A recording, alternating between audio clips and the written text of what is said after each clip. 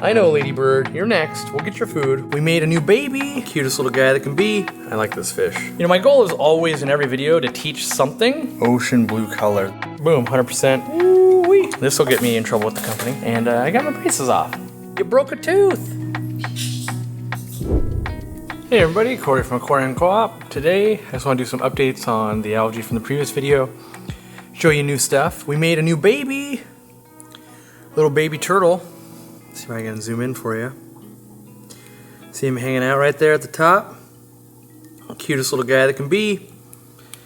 Hatched him out of the eggs that were laid underwater. Weren't sure if they had drowned, so that's always a cool development. See if this guy's gonna run or not. See if I can show you a scale of him in my hand. Here, nope, he's right there. Come on, little baby. So this tiny little turtle.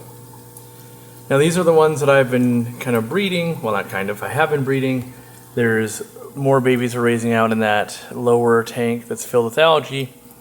I want to build a pond. I'm actually thinking about trying to build them a pond outside and make it predator proof. You gonna run back into the water, little baby? Yeah, run, woo! How do you not love those little guys? So yeah, my wife absolutely falls in love with them. She basically squeezes every time we have a new little turtle baby. And I can show you that down here. Crypt's still looking good. Crypt Winded Eye Red. Woo-wee! A little bit more conversion to go. Those green leaves haven't, fallen back and totally converted, but man, looking good. Algae starting to clear up. I did dose with erythromycin or maricin in here, so you can see the blue-green algae is gone. It's always good to see. The bettas are out and about going, hey, it's food time, right? I know. But over here we've got the turtle eggs. We can see right here the one hatched out. Yeah, right there. And I got 3 more eggs. Hopefully they'll be viable as well. Most of them that we pulled out while they were laid underwater had drowned. Sad story. But they'll make way more than I can handle anyway, so there is that. What I want to focus on is this tank right here. There's new fish and snails, and not snails, but shrimp I'm going to show you. This tank right here, last time we saw how it had super green water, so I turned the lights off. And now it's cleared up. There's actually some new fish in there. I'm going to turn the lights on for you. They're going to be scared. So whenever you've got light that's kind of coming in from above, and you stand here, you're creating shadows in the tank, so fish tend to dart and run and all of that. So just know that. That's why we like to light our aquariums up fairly bright and not be backlit. Let me just use this right here. Boom, 100%, which I'm actually going to turn that down to like 50.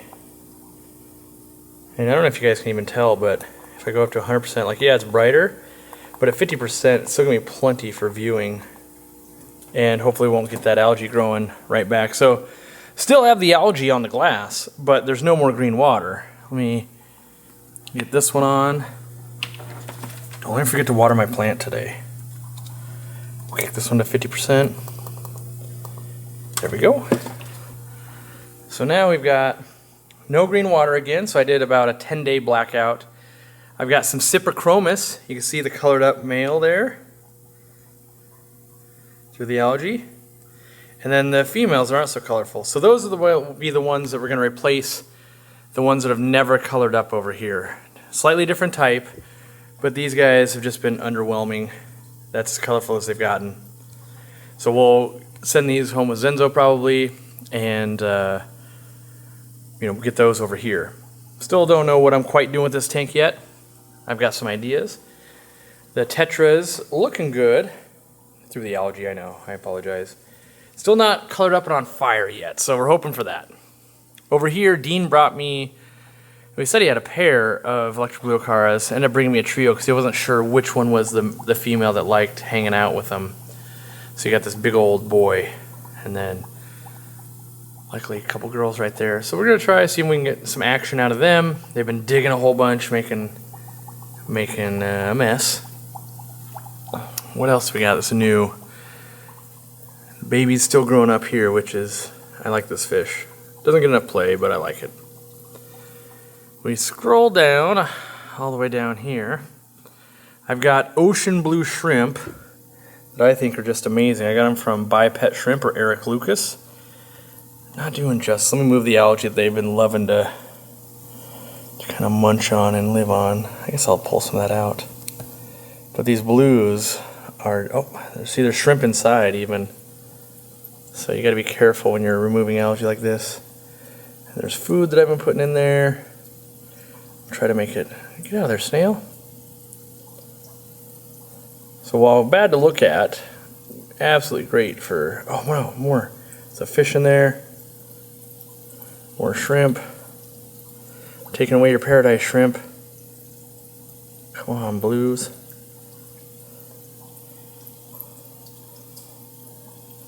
So yeah, these guys, lots of baby fry. You can see all the baby fry of the guppies were hiding out in that moss, or not moss, algae. And so, let me just make sure that there's no more snails. Nope. Take that algae out. Ah, my algae work for the day is done. Yeah, I got more work to do, obviously. But I don't know if you guys can see, if I can get the light kind of right on them. They're like this nice, dark, deep ocean blue color that's not really coming through on camera, but boy howdy, are they nice. I fell in love with them online. They were expensive. Truth be told, I gotta be honest, they got sent to me for free. I asked, like, hey, where did these come from? Can I buy some? He said, oh, I'll send them for free. And then I said, I've seen you a lot of shows. I've ordered fish from you or shrimp from you a couple times. If you send them to me, I'll tell people where I got them. And that's buypetshrimp.com. Eric Lucas seems to be a good dude from every interaction I've had. But full disclaimer, I got these for free. And they're expensive. So if you like these cool blue shrimp, maybe you buy them from him. Maybe you wait a year and a half and they'll be cheap because everyone will breed them. Who knows? Let's see. What else do we want to chime in on? I've been working on my sprinkler systems basically for my trees. Link tap. Still working pretty good. I got to reset one of them, so still working on it, but we brought home 30 clown loaches and they're clowning. They're doing the schooly stuff that I love. And the corridors are schooling with them. And then you've got the Rasbora hets that are kind of leading the charge in the midwater. You get this nice wave motion going. Skylight. I'm being backlit. So it's causing lots of shadows. I'm actually going to change the lighting, redo the tank. These guys have only been here for like 3 days, so I'm letting them settle. But as I walk, you know, they're going to always react because of the shadows. So I'm going to put in some pellets. And the biggest trick with these clown loaches that people forget is they're real small. Like, these are babies, not very old. And so people only feed them like one time a day, and then they get skinny and they end up losing them. So I try to feed them 2 or 3 times a day till they're at least like 3 or 4 inches. So we'll put some pellets in there. Now they've got a good hide. They go under this log. So that's why I didn't put them like in that 125 that had the algae green water. Would have been fine, but I wanted them to be able to, like, you know, you can see they're hiding under the sponge filter. They like, when they're young, these guys might only be like 6 months old. When they're young like this, they're super timid. And so we'll see them kind of, you know, they're starting to go, okay, well, big scary monster out there doesn't seem to be attacking us. Maybe that food in the middle of the tank, maybe it's safe. Maybe. And so leaving the light dim allows them to be a little more outgoing, if you will. They like to stay to the shadows and all that. Plus I've got some natural sunlight.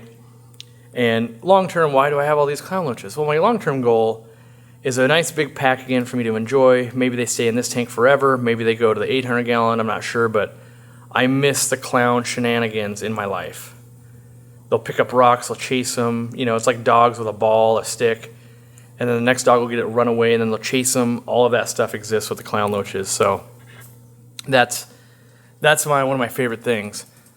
I want to share new tricks as I learn them with you guys. This won't be applicable to except for like a handful of you, but with Ladybird, her teeth are getting big and she's chomping through the clamps too easily. So what I've been doing lately, getting the hottest water I can out of my tap, and I fill this,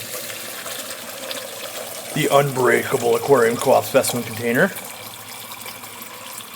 All right, there we go. Turn that back off. And what I do is I come over here and I've been buying clamps at the store. Now normally what I was doing kind of defeating the purpose. They were too hard for Ladybird to really eat. These types of clams, the shells on both sides, so I was beating it with a hammer. Then they were kind of too easy again. So the sweet spot that I found, if you've got big puffers like aqua puffers or baboos, and they're starting to get too easy on the other clams, let me show you some of the difference. I think that'll help in education, because you might never own a big puffer, but you might know someone that does. And then you go, hey, I watched a video one time. So these little clams, you can see here, this is what Ladybird normally eats. And these are like Cheez-It size, snap through them real easy, you know, like, yeah, they're frozen, but she can get through them pretty easy. I'll just put those in there to thaw a little bit. And then what I've been buying is, come on, like these. This is a smaller one, but the shell's much thicker in both sides. So let me break these up here. There we go. It's like breaking a thing of ice. So now you get all these bigger size, and in the hot water it makes them open up a little bit like this one. It allows her, let me put some of these in the water, allows her to get her chomper, like her chisel tooth, like right in there and help break them apart, and she'll really crunch, crunch, crunch. So just a couple minutes. So normally what I'm doing is I'm putting a couple handfuls, which by the way, like, this is a lot of money in clams when you're buying them at the store. Maybe we'll do some of those. We'll give her a couple of these, which these are expensive too nowadays, post-COVID, but give her a variety. Maybe we'll even do the clown loaches. They love to eat mollusks, which is clams and stuff. So, hey, you guys are eating? You want another little treat? Here you go. I don't have to get all those clam shells back out of there, but... So normally I prep this food. That's what I do. I let it sit for about 5 minutes. I feed the other fish, which I'm going to start doing right now. Yeah, that's right. You got to like parboil, or I don't know what you would call this process, but you got to loosen up those clams for the old Ladybird. You can see I've got lots of clams in here. We've got more frozen foods, and just that's kind of what I've been doing. You can see here I've got more frozen. When, depending on the feeding of the day, it's dry or frozen. And if we go over to the 800 gallon, I usually get them feeding first. If I don't, then they harass Ladybird when she's trying to eat, and especially with these larger clams, she takes more time to eat them. I've got a new whirligig thing in here that we saw on the internet that Dean and I bought for way too much money, and I'm not convinced it's amazing. It's this thing. I've already got ideas how I'd make it better. I'd use an adapter. Don't know if we'll ever launch something, but if we do launch something like that, I know how to make it better already. So there is that. We used to not have algae, now we do. Sunlight has returned, so we're going to see lots of algae again, which is unfortunate. It was just getting settled in. Hindsight being 20/20, don't build a fish room with natural sunlight even if you love it. So I come in here, we'll get some flake, like that much. So it doesn't look like that much. When you think 800 gallon aquarium and all of these fish, it doesn't look like that much, but once you get in the water, and it fans out, it starts looking like I've gone too insane. Oh, I just realized, Ladybird, that's good and bad, you broke a tooth. Hooray! So you see how the one on the right side's kind of long? I'm convinced that she was able to break it down on these new bigger clams. And that's what we want. I want that to break down a little bit more, and I want to make sure that she can always open her mouth wide enough to eat the clams, and we weren't getting that pattern with the easier clams. So now I'll go grab those clams. So that little bit, now all of a sudden, you know, as you guys know, it's raining confetti and everything.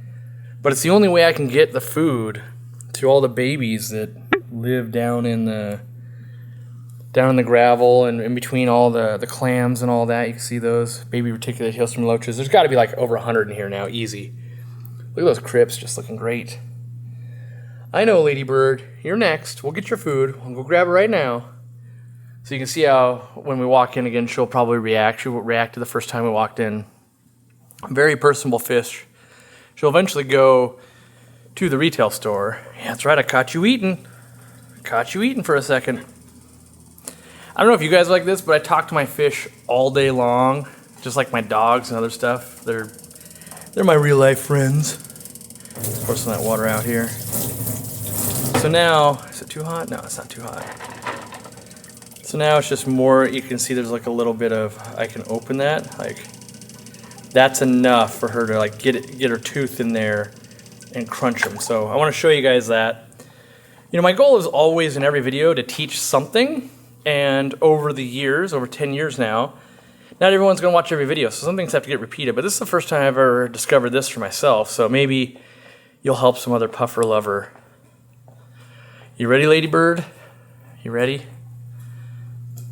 All right, let's pour them in. There you go. Let's see if we can get her doing some of what she does with the new clams. And while this might be the boring part of fish keeping in a video for you, this is part of pet ownership, right? You switch your dog food or whatever. You gotta kind of see what they do. And she's always more timid about these clams because they're bigger. She's not used to them. So mixing them with the smaller ones, usually she'll pick those out first, and then she'll start tackling. She's like, well, I'm still hungry. I guess I better eat these big ones.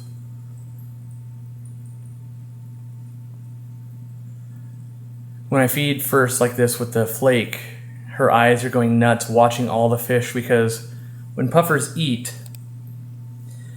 they like to be an ambush predator. And so being that ambush predator, they're keeping their eyes on everything, and they're going to strike on that clam. Even though the clam doesn't move, they don't really understand that. They're thinking live foods. She kind of does this, you know, a little bit of like, oh, I'll touch it a little bit. I'll make sure it's not attacking me back.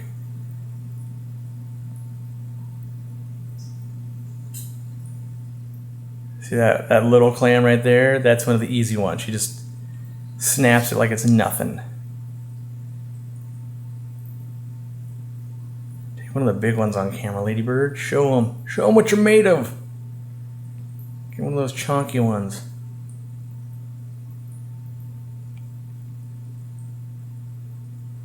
So you can see her teeth working. That one big tooth, that's the one I want to help file down more with the bigger clams. So being that we've got one to kind of crack or at least wear down enough, it should put extra strain on the one remaining, hopefully, and get that one to go down. Yep, you're picking out the easy ones. You gotta eat your vegetables of the bigger clams. So you see how that one tooth, whereas like a week ago if you'd watch her eat, both teeth were the same. And that's just, you know, puffer dad going, well, they're getting kind of long, you can still eat, but if we go another 6 months or a year without you grinding those down, it's going to be a problem. Was that one of the harder ones?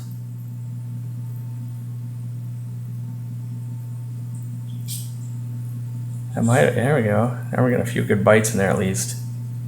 She has to work it a little more. And if they're too hard, they just shoot out of her mouth and she gives up. Yeah, she got a couple big ones there.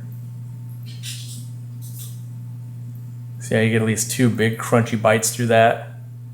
That's what we need. And yeah, she will swallow the shell, and yeah, it does come out the other end like that.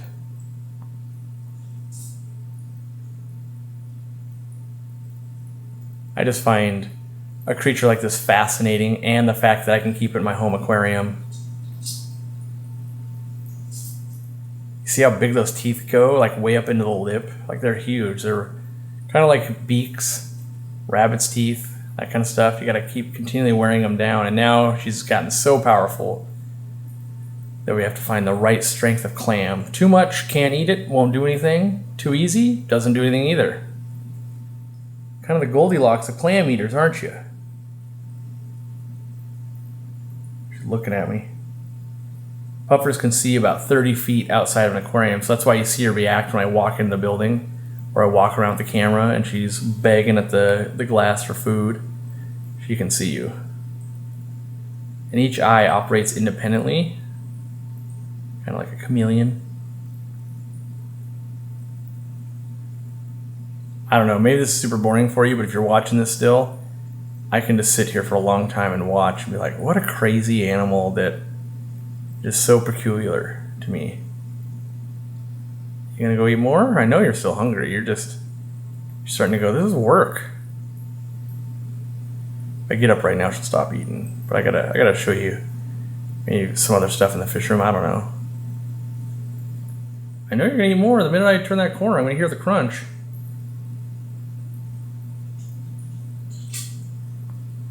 That was a good one.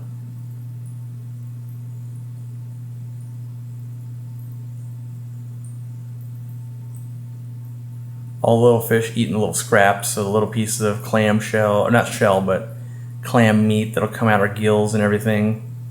Like you see that piece right there, those fish will work on all day long. So you have to have fish, because she won't go after it, she's looking for crunchy. You need fish that'll work on that kind of stuff, and I find livebearers do a good job, goldfish do a good job also. Clown loaches, which I've tried, they do a great job at eating that, but they also want to eat her food while it's in the shell, and then they like to dogpile on them, as in lay on the fish, and Mubu puffers don't like that. They don't want anything touching them. So I've also tried eels and stuff, and Corydoras doesn't work out well. Accidental eating, like right now if a fish swam in there, it would get eaten on accident. Because the puffer can't see in front of itself. When their eyes get so far apart because they get big, they can't see directly in front, so they kind of helicopter to the side, take a look with the one eye, line themselves up, and then they go for the kill, or not the kill, but to eat it, and if anything gets in front of it, it ends up in their mouth.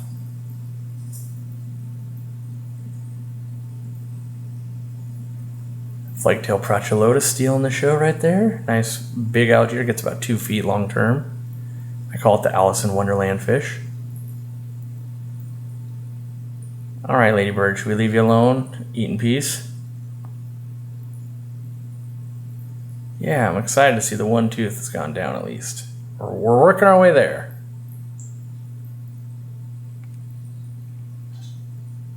See that one? She's gotta get some traction on it, otherwise it shoots out. She gets frustrated when that happens. Looks like a little bit on the left-hand side on the bottom too, if you look at that tooth. Wearing down. Excellent. You see that? You see the tooth further back, both sides is bigger. So that's new. I'm excited to see that the tactic, because right now I've spent on those bigger clams, I think Katie picked them up for me and it was $40. And we've gotten it's probably we'll probably get 8 feedings out of it maybe. So maybe it's $5 per, plus I supplement with the easier ones. All right, ladybird, we'll let you eat. We'll let you eat. How many more you got to go? Yeah, you got to eat the big ones. You got to eat these big ones. You got to do that. Eat them. It's your job. I know you like the potato chips, but you got to eat these chunky ones. You got to get those teeth down. Because you've been scratching up the glass. That's not the real reason. I just don't want her to have them overgrown. So, back to the fish room.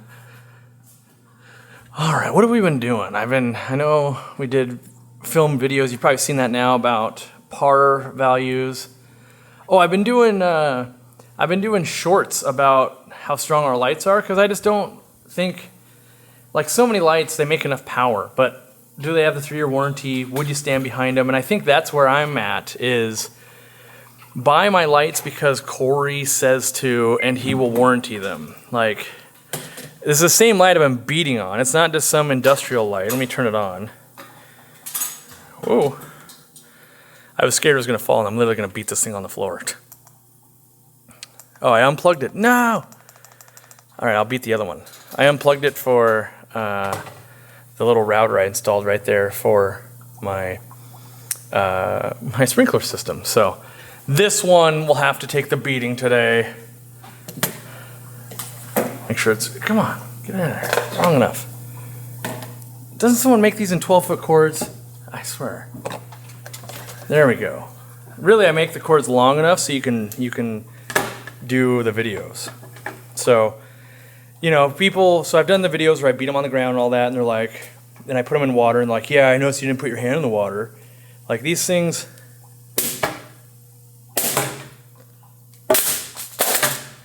they're going to take any normal beating. Like, I don't recommend you beat your light like this, but if you watch the shorts, I beat it on the ladder, I did all this stuff. And the water resistance on them is just crazy. And yes, I'll put my hand in here. No, I don't think you should do it. But in a pinch, I know I grab my lights whenever they fall in at the store, so I'm like, oh gosh, get that out of there. But normally, the lights I'm used to, they just go out. And so, here I am. And I'm going to do some tests where I let it sit. I want to see how long it can go versus competitor lights and all that. I want to make sure I get all the tests done that I want to do with other people's lights and stuff before I ruin them. Which I don't like ruining stuff, so the people that are like, you should have given that away, I totally agree. I don't like ruining stuff. But if that's one of the catalysts for more people buying our lights, which funds us better, and then we can make better products, I'm kind of okay with that. Because I hate waste like that. I don't think I don't know. I don't enjoy it. I don't like buying things and then throwing it out because I've broken it on purpose. I really don't like it when it does that. And there we go. And it's because the light just actually broke. So while we're here, by the way, if you didn't know, these come out so you get a flat mount. So these little, get in there, one-handed camera tricks. So it can fit like this, and then it's lifted up a little bit, but you get a little bit of glare, or you can remove it so it's flat, and that's what I do on all my lights. It's usually just usually I hold it here and I do a quick pull. Let's see if I can get it to do this one-handed with a camera. There we go. So now I got those off. Sits real flush. That way you don't have to remind me in the comments. Let's get some water for the plant. 1, 2, I'll give you 3 for good measure.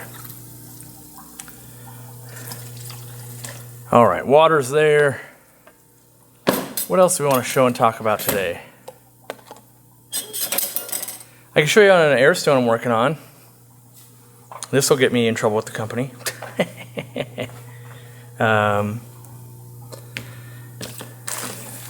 All right, so here's different samples. Someone can choose to beat me to market if you want. It's on video at this point. But we're making a never clog airstone that is green, so it blends in with stuff. And so it should be able to come apart really easy to clean. You can make them bigger if you want. So here's like the weighted base. Here's where the bubbles come out. Like this needs to be pushed in. So little ridges. You can technically take them apart. Again, one-handed. What have I done? Let's see if I can get these ones apart.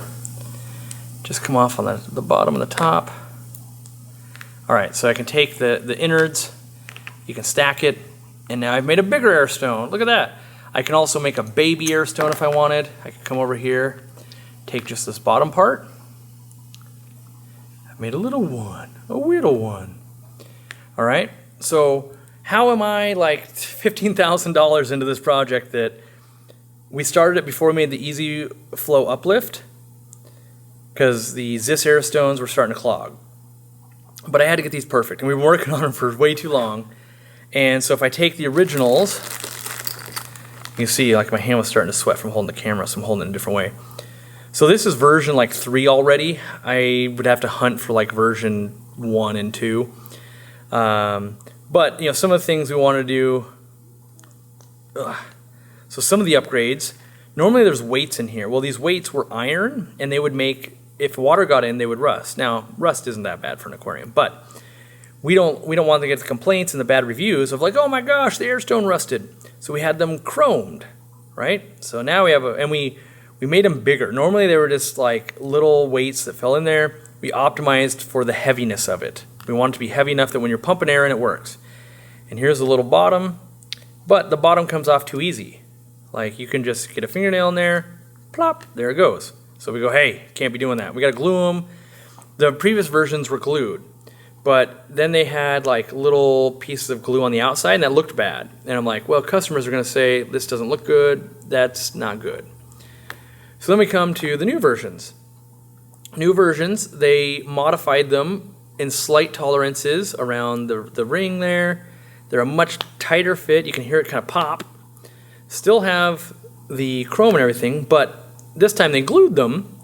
And that's what this is. Dean scratched the glue to make sure it was glue, even though I knew it was glue. So they're using a black, like epoxy glue or whatever it is. The problem is that glue does not bond to the metal. So we're still able to kind of get a fingernail in these newer ones here. Let's see if I can get another new one out. that's one we haven't touched with yet or played with yet. You kind of just get your finger in there, and you can still, brand new, there's the glue. So we have to go back with them, hey, we got to try different epoxies. We need one that will apply to the metal and the plastic, or if they can apply, let me get this, like a tiny ring of glue or epoxy to this raised part, and it was to seep out around it, it would glue like plastic to plastic. We just can't have it where when they put it together that it seeps out here and it looks bad.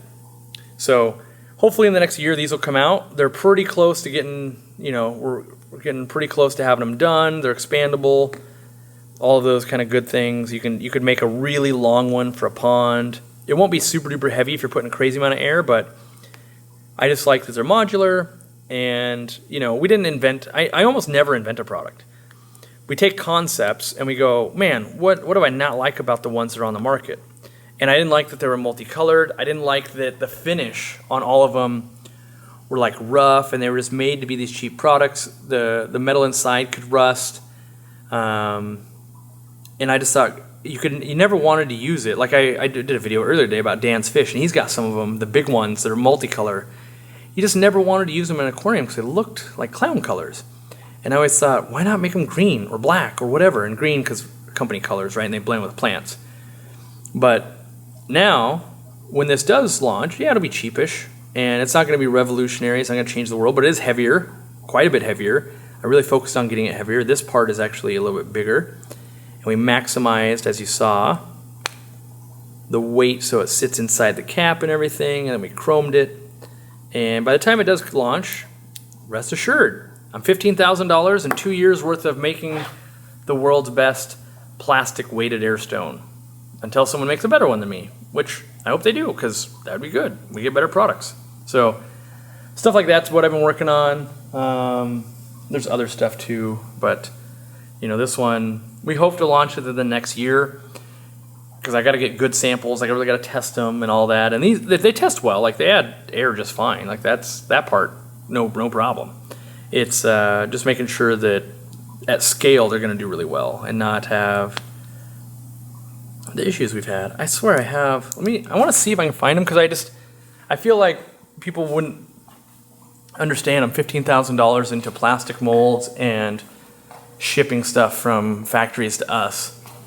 I had some. Maybe they're over here. I think I might have put them in this tray. Is this an older version? Yep, so let me grab another older version. I hide all this stuff on camera most of the time, because when it takes years to build something, you don't want someone to get an early version. We've had that. It had it happen with our lights. Someone got an early version and released it before us, and then we look like we copied them. Which I realize, this type of airstone exists, but our changes we're doing, it makes it look like we're copying. So these were ones that I was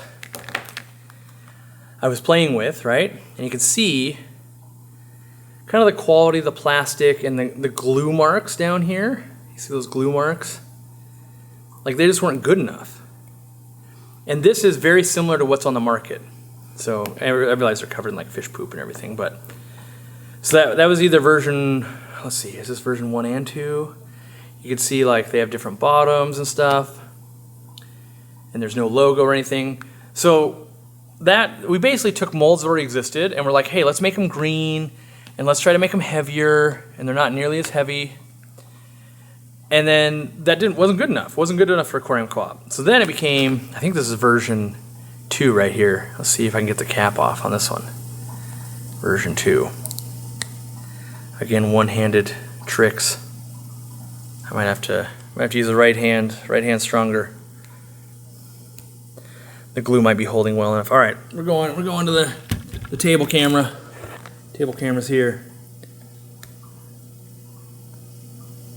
There we go. Where'd the cap go? All right. Let me pick that back up. So in version 2, tried some glue, but water still got in. You can see the iron discs that were in there. Will they come out? No. This actually might be another version. They used to be discs, and then we turned them into one big one. So again, not going to be what we wanted, and I was just running a little mini one inside of a sponge filter. You guys never knew it at the time. So yeah, version 1 was what's standard on the market, kind of using their mold, and it was real just rough. You can see like just the lines in it and all this kind of stuff, and then like, let me get this to come apart here. One-handed, come on. Okay, this is ridiculous. Set it down again. Oh, that's right, because they were screw-in, not. I was trying to pull it apart. So these little ridges, they're almost too small to be seen by the human eye, and if you tighten it down too much, it didn't work very well. And it just didn't have a good. You can see these ridges here. So the fit and the finish of it was not good. It was a standard cheap one. So we go, okay, we got it in green, not good enough. Let's make the next version. So we come to this one, we made it bigger, wider around. So if you look at these two, right? This one, more wide around. We can make it heavier. And then instead of being the cross-threading type, now you can just kind of pull them off at each level and not have to worry about torquing them down too much or anything. And you can see there's no lines. The plastic quality is much higher. This is kind of a see-through-ish, cheaper plastic. Went to a higher-end plastic. And then obviously we, did the chroming. So that was another step. There's no rusting anymore, which is good. Now we just got to figure out the adhesion part. And I think we're getting pretty close. So that's how, like, each mold, right? So this is a mold. You have to make a mold to make that piece.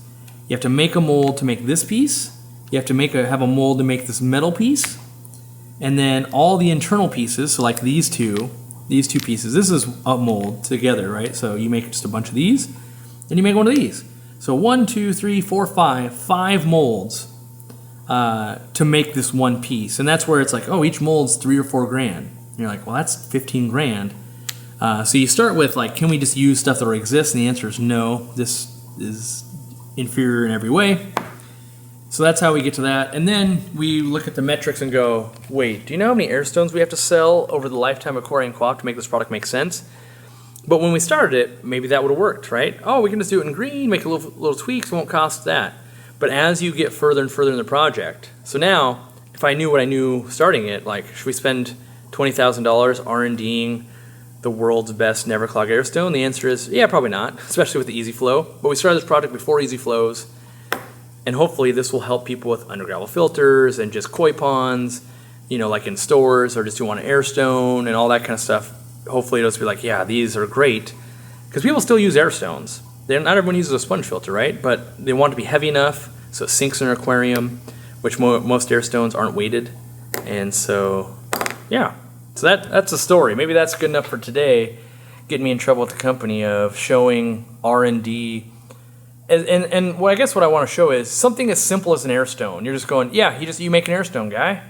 It's like even that, somehow I get so in the weeds on trying to make it perfect that it takes years on a very, very simple product. And so you know that if I've gone through this much expense on an air stone, you can imagine how much money I've spent on lights. Like I've got so many lights under there that are prototypes.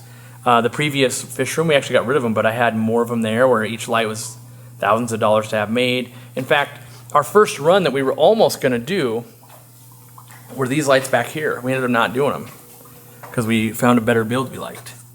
But I still ran them just to see how they work. They're very thin, right? They were still fairly waterproof. I don't know if I have room to do it, but get in there, get in that water. So they were still, still had the specs and the things we wanted to do.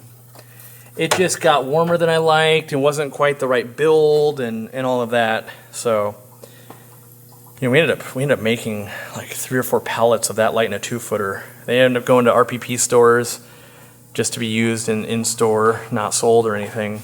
So, yeah, my commitment to you guys is I will always try my best.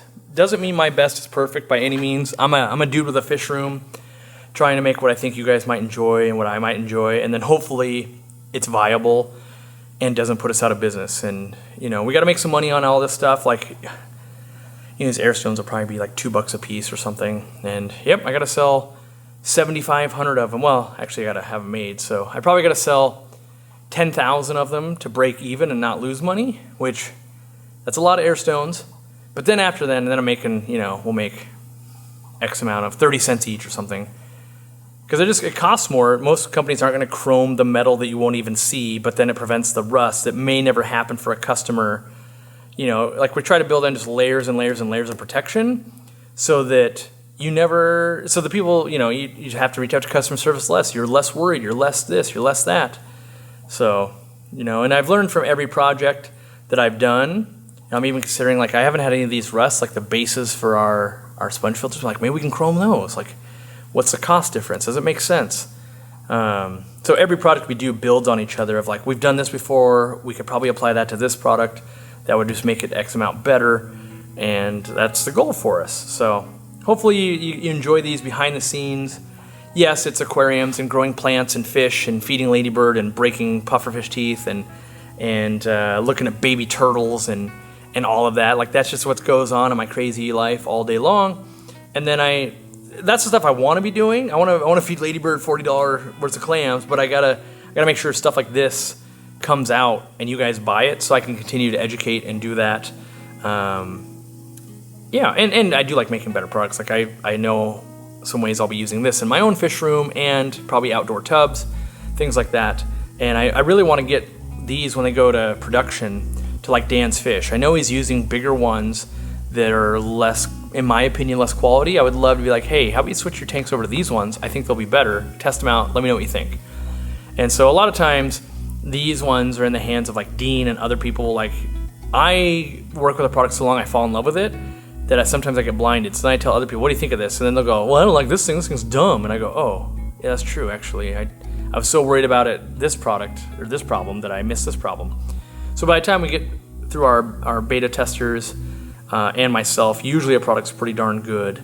And yeah, so thanks for everything you guys do. You support us, whether you're a member, whether you just watch the videos, whether you buy from us or a retail partner store, or you give feedback and leave comments. All of those things are good things, and I appreciate all of them. It's getting warm in the fish room with the skylight going, and I got my braces off. So good days all around. Wincy's just coming home. I might have heard her.